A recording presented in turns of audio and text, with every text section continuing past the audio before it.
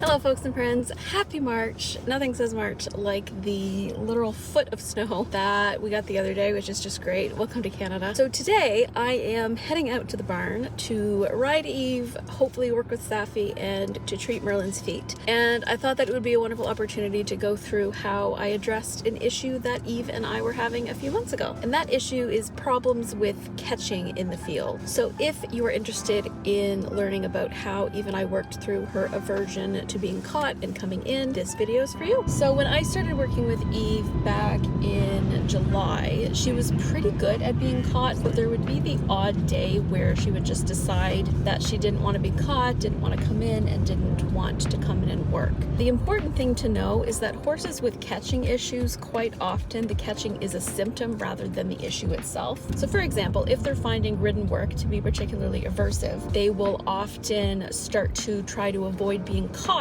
in order to avoid whatever it is that they find aversive. And that's just one example of many potential reasons why a horse might not want to be caught. For a horse like Safi, who has or has had some herd boundness, they might avoid being caught because they know that being caught typically precedes being taken away from their friends. So throughout the summer, Eve and I had some small catching issues. It was very kind of hot and cold. There would be weeks where she would be absolutely amazing and trot up to me when she saw me coming at the gate. And there were other times when she very obviously did not want to be caught. And I initially sought to address it by seeking short-term fixes. And yes, going out with treats was a part of that, but it wasn't systematic and thought out. I didn't do or think through a shaping plan. It was kind of go out with treats and hope for the best. And if I went out and I just had treats and I didn't have a halter or anything that she visually associated with being caught, I could go up to her no problem. I could give her scratches. She would take the treats. But when we were in a time where we were going through a period of her not wanting to be caught, and this was kind of back in the summer, the minute that she saw the halter, it would be nope, bye-bye. So I tried a couple things. The thing that worked the best for me is a short-term band-aid fix was me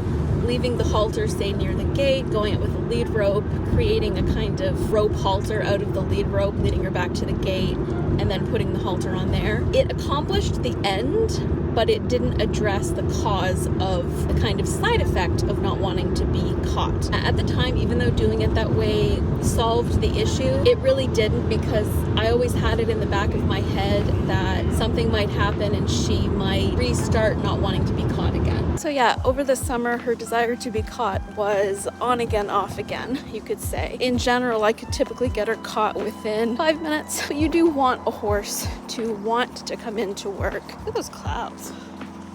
That's weird. That went on throughout the summer, and there were a couple periods that were worse than others, where it would take longer for me to catch her, and other periods where she would come right up to me and no issues whatsoever. So at the end of November, and actually I'm not going to delve too much into this because I actually talked about it in a couple of videos. God, I can really tell how out of shape I am by how out of breath I get just by talking and walking at the same time. Around mid-November, maybe a little later, we had a few rides where she was just telling me, I think, that she was a little overwhelmed and was just finding the riding work to be a bit too much and that she needed a break. And aside from the way that she acted during those rides, she was very, very spooky and just not happy. So I listened to that. And in addition to that, she also started vehemently not wanting to be caught again. And there was this one night in particular where I was actually meant to be filming a video about kind of an evening barn routine where I was going to show my ride on her and my ride on Merlin, and it didn't work out so well. So she definitely has some negative associations. So what I'm going to do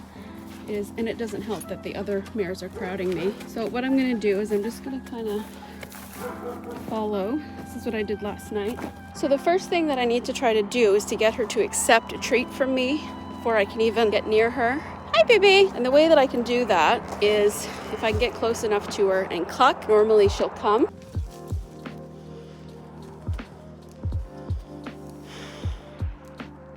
So she's taking treats from me, which is very good.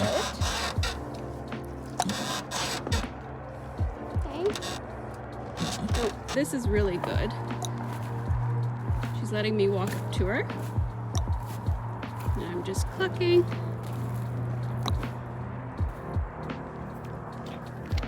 Good girl. And this is with her friends running around.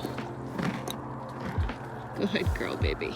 So yeah, keeping it 100% real. I don't think I'm gonna catch her tonight. I was getting to a point where she was accepting treats for me and scratching her on the neck, but her buddies started running around and now they're just having a ball. And it's cold and I don't have the time or the energy to really get into that. Voiceover Kaitlyn here, just to add something that I think should be fairly obvious but needs saying anyway. It can be and is very frustrating and disheartening to try to work with a horse who is showing visible signs of wanting nothing to do with you. And especially when you have the added pressure of needing to work with the horse under saddle, it can be very easy for tension to creep in. And the horse will often feel that tension and it'll just exacerbate the issue even further. And one of the things that made me take a step back from riding work to really address the catching issues and any other things that might have been contributing to her desire not to want to come in was actually the amount of tension and frustration that I was starting to recognize myself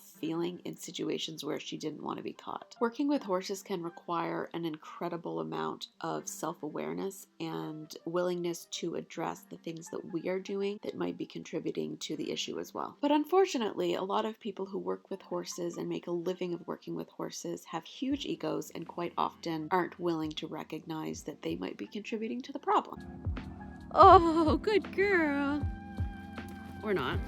So then after that day, I decided, okay, enough is enough. We got to do something about this to address it head on, not just the quick band-aid fixes that I was doing back in the summer. So I started looking into different ways to use positive reinforcement to help a horse get over catching issues or to incorporate it into methods of how to address catching issues. And as I was mentioning earlier, catching is often not the issue in itself. It's often a symptom of a larger issue. And she was telling me very vehemently that she was finding our riding work aversive. The fact that she was not wanting to be caught, sometimes running away from me, tells me that she was overwhelmed a little bit by the change in the weather. And I wasn't doing anything particularly, like we were just working on flat work, like nothing fancy, but I think she was just finding the beginning of her first Canadian winter a little overwhelming. I gave her some time off and we started just working on building trust. So I started doing positive reinforcement at Liberty with her and it really helped. So in the days after that day where she was like running away from me, I knew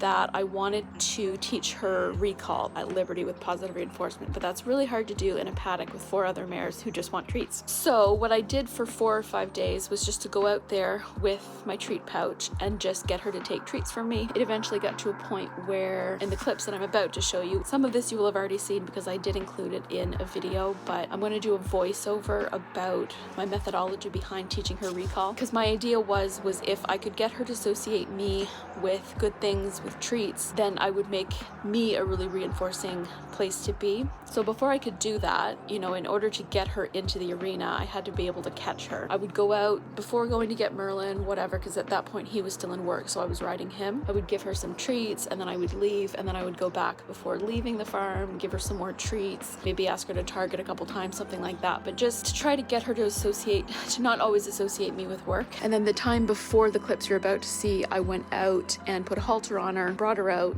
let her up and down the little driveway, and then put her back. So I did that, and then I did a couple of positive reinforcement sessions. The clips of which you're about to see is clips from the first of probably 2 or 3 positive reinforcement sessions. So I'm mostly going to let these clips play through, but I just wanted to talk about the method behind the madness, or maybe it's the madness behind the method before I do so. So for the entirety of the time that we were in the arena, I wasn't forcing her to be with me, but rather reinforcing every time she showed any interest in me. So walking towards me, flicking an ear towards me, anything like that. It was a bit of a waiting game because if she chose to leave me, I just stood there until she chose to come back or to show a little bit of interest. But the reason behind doing this is that eventually, after enough repetitions of being reinforced, she will start to choose to come to see me more and more often and at a higher rate, like here. And then eventually I started combining her walking towards me with a recall cue, which eventually led her to understand that when I gave that cue, I wanted her to walk towards me and to come see me. Now I will say that the recall cue is not really something that I use anymore when I go to catch her, simply because I don't need it, but it is a tool that we have in our handbasket now should I ever need it again. And yeah, I basically did the same thing of what you're seeing now over the course of a couple sessions, and essentially it made her catching issues go away. I think partly because I addressed the other things that may have been contributing to her catching issue, but doing the positive reinforcement stuff at Liberty I think also gave her the sense that she has a choice in whether or not to work. And if she were to ever get to a point again where she was showing signs of not wanting to be caught, I would know that there's a larger issue going on.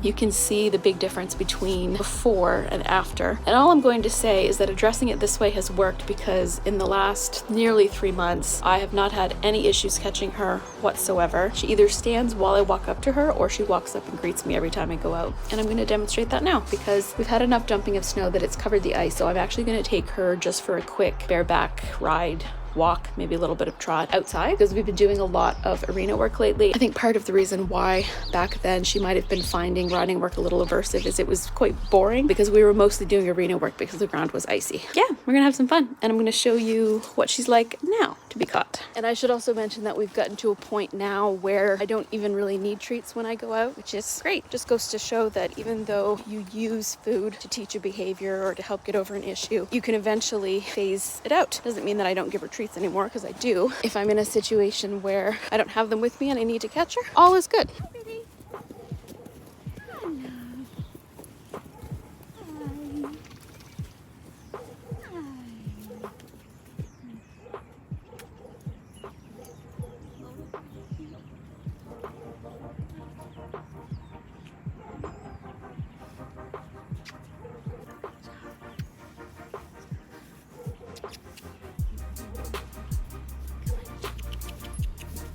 Says we're just as good at being caught now as we were 3 months ago. You like the scratches?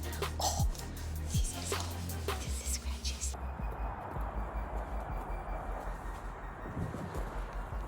Good girl. Good job. All right, come on. Easy peasy. Lemon squeezy, lady. You can tell that the doggies were in here playing around, can't you? There's nothing like a nice walk in some fresh snow. So yeah, that's how I use positive reinforcement to help overcome Eve's catching issue, with the big caveat that I wasn't just addressing the catching issue. I listened to her telling me that she was finding the ridden work a bit aversive and a bit overwhelming. We gave her a break. She had a little vacation. We worked on trust and bonding. We addressed other issues, like she needed her teeth done, so she went to the vet and had her teeth done, checked her saddle fit, like everything that we could think of. And it really paid off, because now she's like super willing, like her attitude towards work is so great. She just seems so much happier. I mentioned in, I guess it was my last video, that we are having some, it's not that, well, we're having some bit issues in the sense that she's just a lot mouthier with this bit than she used to be. And I haven't really changed like my riding, so I'm gonna play around with some other bits. I think she might enjoy a mullen mouth or something like a happy mouth, or like something like that that doesn't have any joints in it. Boy gets jealous whenever he sees me riding his sister. Don't you? You get jealous? Basically, aside from the bit issue, she's super happy and engaged in work right now, which I'm just thrilled with. And we're enjoying switching things up when we can. This has been the first time that I've actually been able to ride outside in a few weeks, probably since Valentine's Day. So yeah, 2 weeks. God, he's staring. What's wrong? Are you mad at me? Huh? Sorry, buddy. I'm going to adieu and enjoy the rest of my ride on the pretty lady. If you enjoyed this video and found it helpful, don't forget to hit the like button and comment down below. It really does help me out. If you are interested in seeing more of my videos, consider hitting the subscribe button. And until next time, from me and this lady and that boy and other Saffies in there too, we wish you a good day and we will see you next time. Bye.